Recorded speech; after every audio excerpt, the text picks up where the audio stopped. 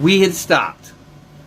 My arm was kind of wrong, and it had been thrown across me, and it was twisted around, and I looked down and I could see the bones, the splintered bones sticking out of my arm, and my forearm from about an inch from my elbow was pointing in the wrong direction and twisted the wrong way, over here to my left a little bit.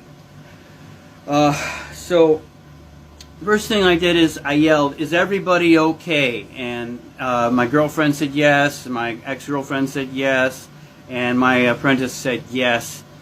And as they were saying yes, the apprentice and the ex-girlfriend were getting out of the vehicle through the only way out, which was the passenger side door, which they had pushed open, and they had to climb out out through that door, and then they jumped down onto the road, and they started running.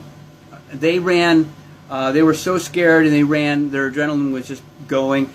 The police caught them a mile down the road, and they were still running.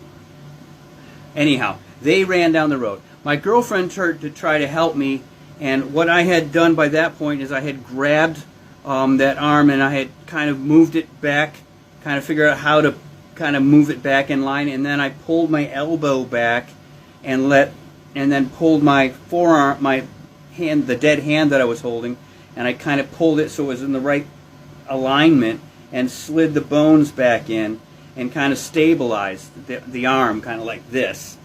And I looked down and I realized that the radial artery was gone and I was just bleeding out. So I kind of set the arm in my lap, kind of like this, and took my braided leather belt off, and I put it up around here and around my brachial artery area, and I just cranked it as hard as I could. I had a lot of adrenaline at that point, so I just cranked that down until I didn't see any more blood just spurting, and I cranked it in, and I held it, and then I was kind of trying to figure out how to get up.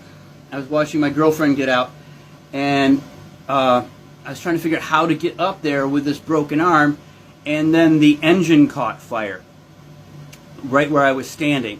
What I didn't know is that the engine was still on. It was pumping gas into the vehicle and leaking all over where I was standing. So when the engine caught fire, so did where I was standing, and I had been kneeling in gas, and my knee was soaked in gas, and the